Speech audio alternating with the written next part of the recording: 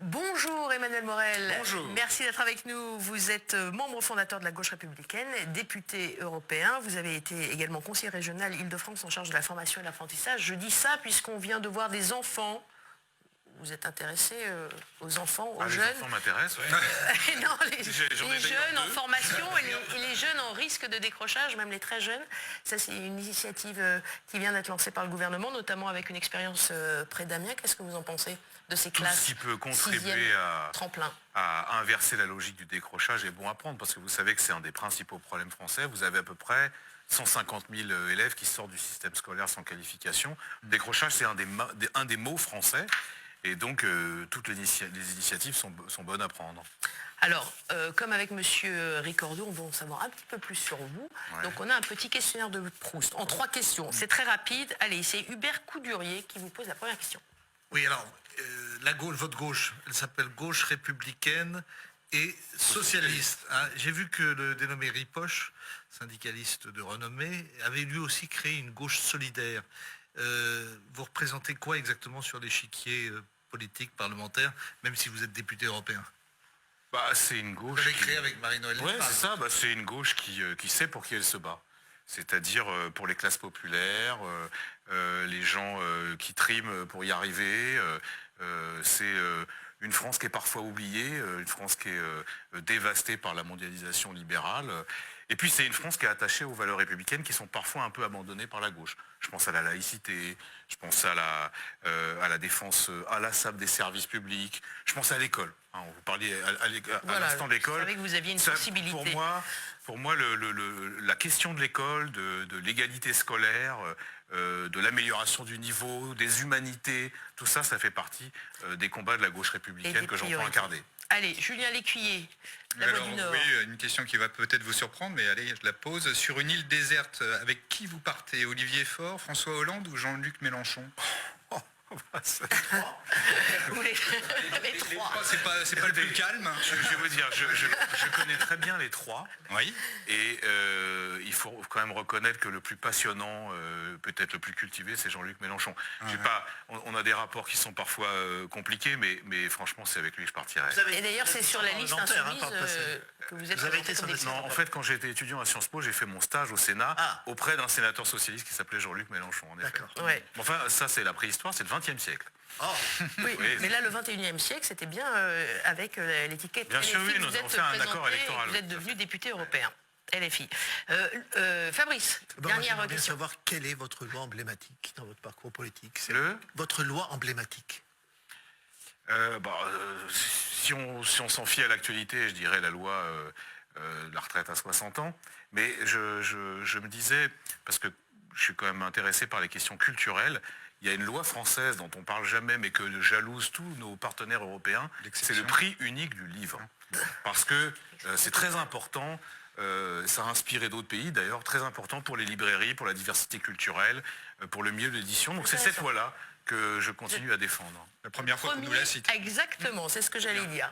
C'est bien, c'est original. Loi très importante. Hein. Allez, oui, absolument, on l'a entendu. Dans les figures imposées ici, il y a aussi la question cash. Et c'est Hubert Coudurier du Télégramme. Bon, alors je vais vous la faire plus sévère là. Parce que ce n'est pas des gens comme vous qui ont précipité la chute de la social-démocratie française. Parce que dans le fond, je crois que vous ne vous reconnaissez pas tout à fait dans les frondeurs, mais vous avez participé à un mouvement de contestation contre François Hollande. Et aujourd'hui, vous dites que vous n'êtes pas. Et aujourd'hui, vous dites que vous n'êtes pas pour la NUPS. Alors, est-ce que vous êtes exactement? Parce que François Hollande, tout le monde lui a trouvé que des défauts, mais il a quand même normalisé avec sa politique de l'offre il a fait une normalisation à la scandinave, finalement. Ah bah oui, on a vu le résultat. François Hollande, parce que je veux bien être responsable de beaucoup de choses, mais François Hollande, quand il est arrivé au pouvoir, de mémoire, la gauche avait à peu près tout. Le Sénat, la majorité au Sénat, l'Assemblée, la majorité des régions, la majorité des conseils départementaux, 30% à la présidentielle. 10 ans après, le Parti socialiste fait 1% à l'élection présidentielle. Il n'a pas beaucoup de députés à l'Assemblée, des sénateurs ça va encore, mais enfin, je ne suis pas responsable de cette débandade. Mais ça veut dire qu'il ne faut pas gouverner alors quand on est socialiste? Pas du tout, mais moi j'aspire totalement à gouverner, à exercer le pouvoir. La question c'est pour faire quoi? Le problème de François Hollande, c'est qu'il a été élu sur un programme, pas seulement sur le discours du Bourget, mais il y avait des propositions fortes pour améliorer la vie quotidienne des gens. Et au final, il a fait une politique, vous avez raison, de normalisation, mais normalisation libérale. C'est-à-dire qu'en réalité, la différence qualitative entre ce que faisait Sarkozy et ce que faisait François Hollande n'a pas été beaucoup perçue par nos électeurs et qui nous ont sanctionnés férocement. Donc moi, je suis pour une gauche qui change la vie des gens, mais je suis pour une gauche qui soit pour une réforme radicale. Et pas une gauche façon PS. J'ai oublié ma question rituelle. Votre région de prédilection quand même. Ma région de prédilection. On est dans une émission. Attendez, toutes les régions françaises sont formidables. Non, ça c'est facile. Allez, laquelle? Une région de cœur. Écoutez, je vais vous faire une confidence. Chaque été, je vais au même endroit. Ce même endroit, c'est un petit département, peut-être le moins peuplé de France, c'est la Lozère. La Lozère. Ouais, dans les gorges du Tarn. C'est une région extraordinaire. C'est comme la Californie, mais en plus petit, avec moins d'habitants. Vous étiez rédacteur en chef aussi de la Corrèze Alors oui, socialiste quand j'étais plus jeune, j'ai dirigé un journal en Corrèze. Parce que je suis très attaché au Limousin aussi. Voilà, une autre région, mais qui a été maintenant absorbée dans une énorme région de l'Aquitaine. Dans nos terroirs. Et c'était à Brive-la-Gaillarde. C'était une expérience formidable. Vous avez très bien. Attendez. un 20e siècle très riche. N'est-ce pas? J'espère que le 21e le sera tout autant. Bon. Et Marseille, vous aimez bien? Vous n'y êtes pas là en ce moment. Alors Marseille, je n'y suis pas, mais c'est une des plus belles villes de France que j'adore. Le congrès du PS se tient à Marseille, si je ne m'abuse, et ça doit chauffer un petit peu à Marseille. Après le pataquès, après l'élection du premier secrétaire, finalement c'est Olivier Faure qui l'a emporté, mais bon, deux clans se sont révélés. Je vous propose d'écouter quelqu'un de votre région, Roger Vico, député PS du Nord. Mon avis, c'est que Nicolas Maillard-Rossignol a fait 30% au premier tour et que Olivier Faure a fait beaucoup plus. Alors ensuite, ce sont des petites manœuvres un peu compliquées, comme il y a toujours au moment de congrès. Mais ce qui ressort, c'est quand même, quoi qu'il arrive, qu'Olivier Faure est devant, loin devant, et au premier et au second tour. Puis si vous voulez, le débat qu'a porté entre les deux tours, Nicolas Maillard-Rossignol sur la NUPES, soyons clairs, moi j'ai du mal à comprendre ce qu'il veut exactement. Il veut une autre union de la gauche sans dire exactement laquelle. Alors petite réaction peut-être. Vous êtes revenu aux grandes heures du congrès de Rennes pour revenir en arrière. On dit qu'Anne Hidalgo est à la manœuvre derrière M. Rossignol, voire même François Hollande. Qu'est-ce que vous en pensez? Je pense que vous vous trompez. C'est-à-dire que Madame Hidalgo soutient M. Maillard-Rossignol. François Hollande, lui, était plutôt derrière Hélène Geoffroy, c'est-à-dire en fait les nostalgiques du hollandisme, les derniers des Mohicans, quoi. Ils sont un peu alliés. Hollandais. Les derniers des éléphants. Alors ils se sont alliés parce que je pense que François Hollande a intérêt à ce qu'il y ait de la turbulence au Parti socialiste, parce que son affrontement avec Olivier Faure n'est plus secret, mais bon, c'est pas ça l'essentiel. L'essentiel, c'est... Parce que moi, j'ai été longtemps militant du Parti socialiste, ça me fait mal quand même, de voir le Parti socialiste dans cet état-là, d'autant plus que vous parliez du congrès de Rennes. Il y a une légère différence. Congrès de Rennes, le Parti socialiste était au pouvoir, il y avait 200 000 adhérents. Aujourd'hui, ils ne sont pas au pouvoir et il y en a 20 000. Donc, et d'ailleurs, 20 000 votants, mais bon. Pas exactement la même chose. Oui, mais vous vous rendez bien compte.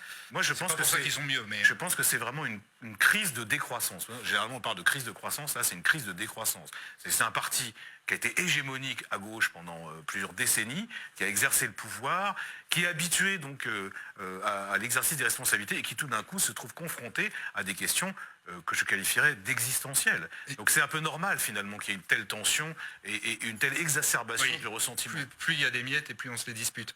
Mais Monsieur Morel, déjà petite question, mais vous avez encore votre carte au PS, vous ou pas? Ah bah non, pas du tout. Moi j'ai créé mon propre parti, oui, la on est gauche bien républicaine et socialiste. Mais quand même question, si vous aviez eu à voter pour ce congrès du PS, vous auriez voté pour qui? Ah bah je me serais présenté moi-même. Ah bon? Il n'y a aucun des candidats qui... Je vais vous dire pourquoi. Parce qu'en fait, je pense que je me suis déjà présenté. Exactement, en faisant d'ailleurs des très bons scores à l'époque. Vous étiez troisième. Non, je me suis présenté une fois. Enfin bon, allez, je vais vous dire, le problème, je pense, dans ce congrès, c'est qu'il n'y avait pas de débat idéologique. Et ce qui faisait la richesse du Parti socialiste, c'était quand même les querelles de fond. Or là, c'était est-ce que t'es NUPES, un peu NUPES, pas du tout NUPES. C'est un débat un peu tactique, quoi, en réalité. Oui, c'est un problème de fond aussi, parce que la NUPES c'est a des options. Alors non, parce que derrière l'Alliance, il y a quand même des idées. Non, parce qu'en fait, quand vous les écoutez, les trois disent on est pour le rassemblement de la gauche, c'est juste un rapport particulier ou non à la France insoumise. Et c'est en ça que c'était un peu décevant comme débat. Donc si j'avais été membre du Parti socialiste, je me serais présenté moi-même avec une ligne, une stratégie, des propositions, et peut-être c'eût été mieux pour le débat. Et totalement NUPES.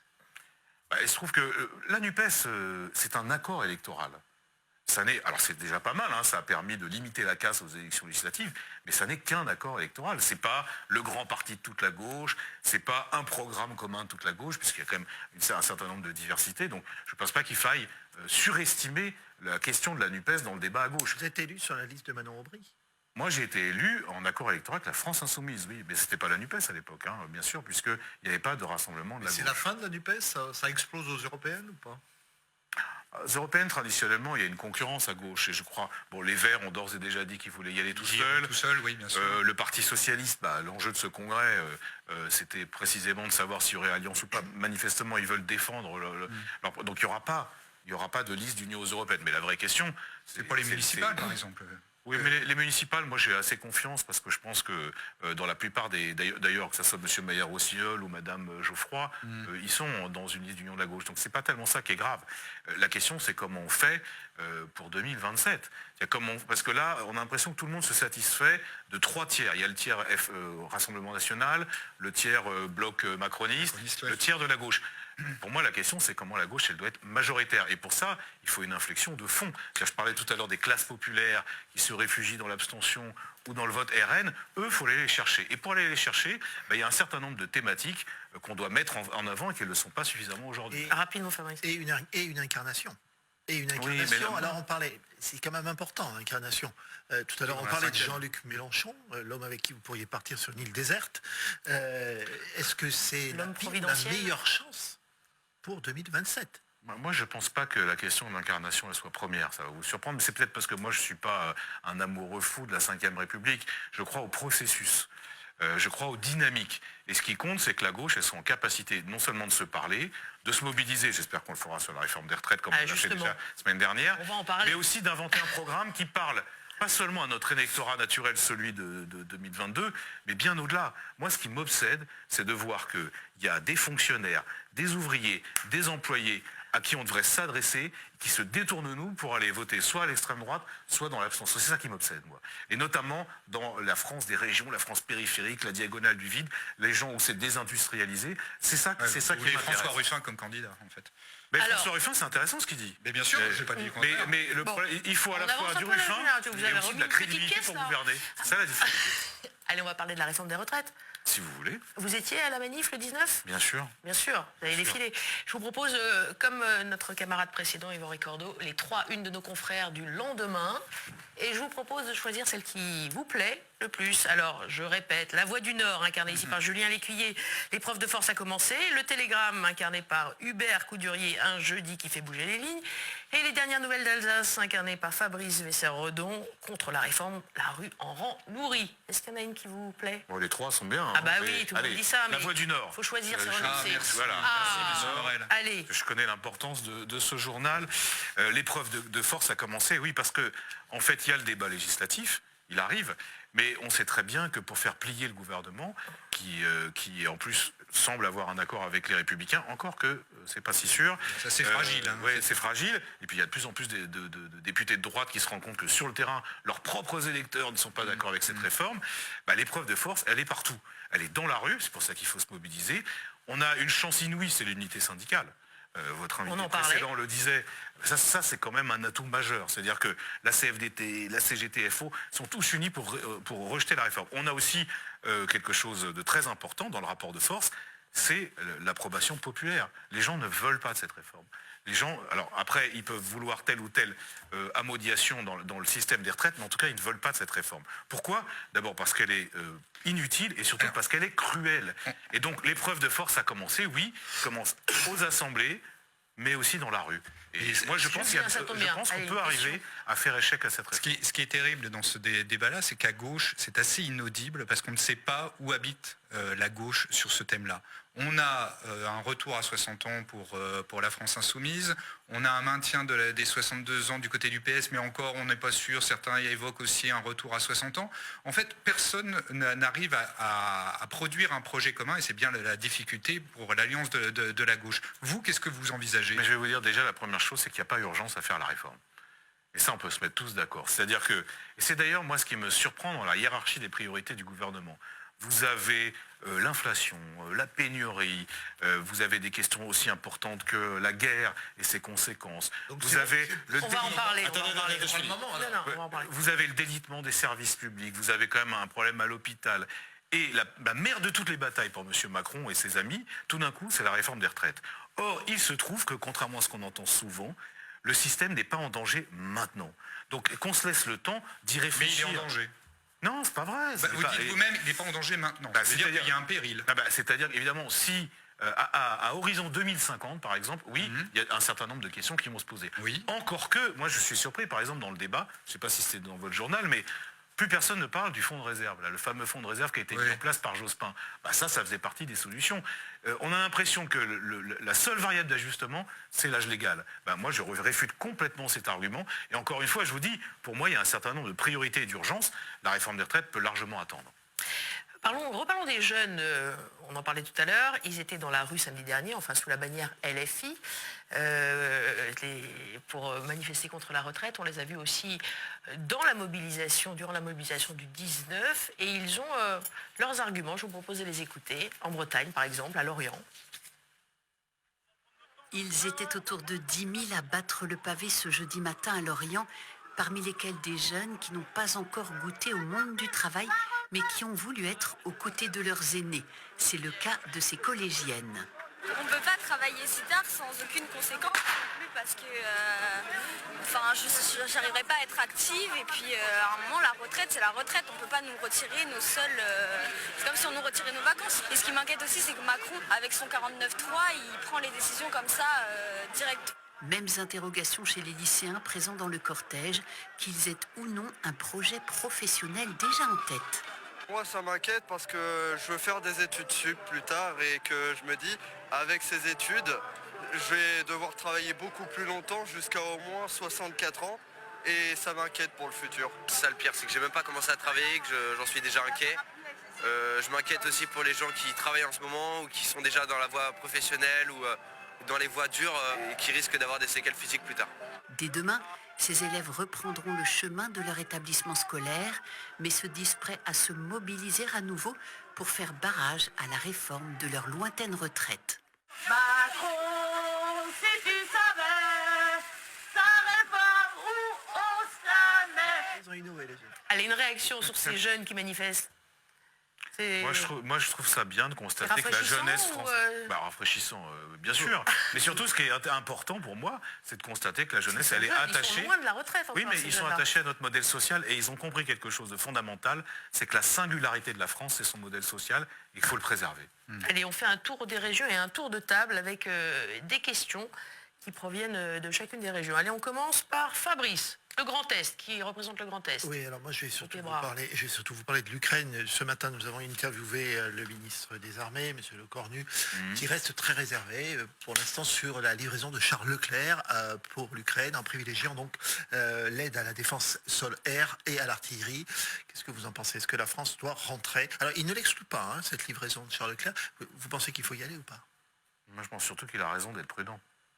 Voilà, parce que là, moi j'étais hier au Parlement à Bruxelles, où le débat s'agite de plus en plus, et vous avez une très forte pression de la part des pays de l'Est, c'est un peu normal, parce qu'ils sont en tout première prêts, ligne, qui demandent d'aller toujours plus vite, toujours plus fort, et qui parlent pas seulement des chars, ils parlent des missiles, des missiles à longue L'étape portée. suivante, oui. Par exemple, l'étape suivante, des avions.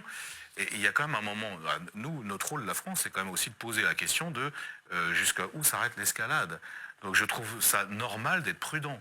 Et c'est le contraire, moi, qui m'inquiéterait. Deuxième question plus locale.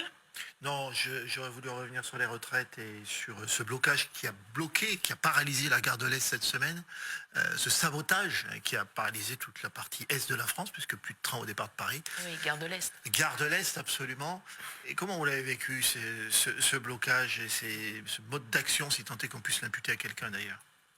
Ben oui, parce que je suis pas, de mémoire, je ne sais pas exactement, c'est pas les syndicats qui sont à l'origine du blocage.